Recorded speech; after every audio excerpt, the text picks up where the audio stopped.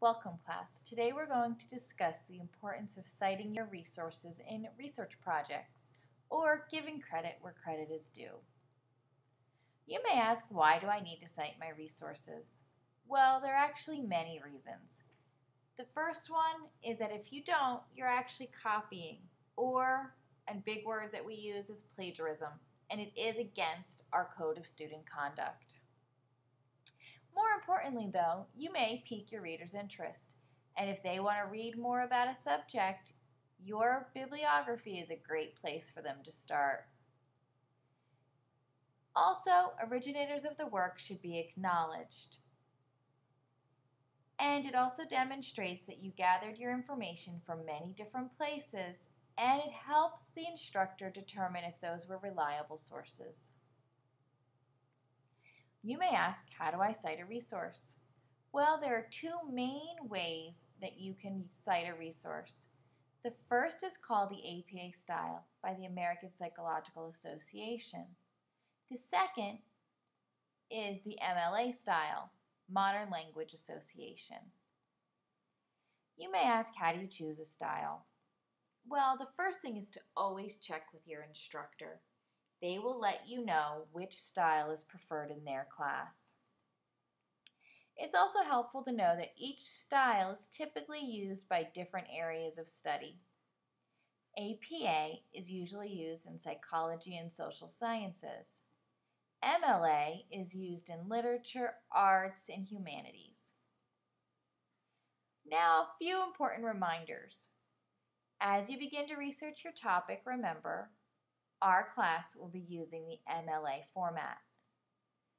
It's helpful to collect all the necessary information from each resource as you go along, and add new resources to your Works Cited page as you find them. Let's talk about the MLA style in books. The information you will need to collect is the author's name, the title of the book, the location of the publisher, the publishing company, and the year of publication.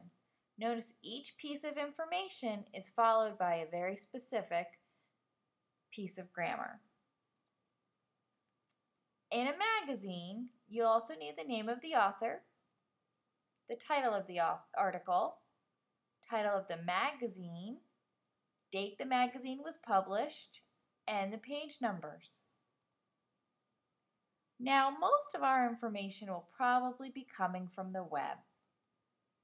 You'll need a lot of information for websites, beginning with the author's name, the title of the web page, the publishing company, the date the site was created. This can be found typically at the bottom of the site.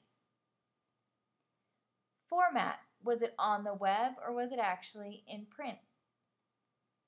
The date that you viewed it, and the web address. Once again, notice you have specific punctuation after each piece of information. Let's take a look at a few samples. Here's a sample MLA format for citing a book. Notice that the author's last name is written first. An article from a magazine. Once again, notice the author's last name is written first. And a web page. Notice that the website is actually inside a greater and less than sign so that it is separated from the rest of the writing. Some helpful resources to help you create your Works Cited page include bibme.org, Citation Machine, and MLA Style Bibliography Builder. All three of these resources will help you in creating your Works Cited page.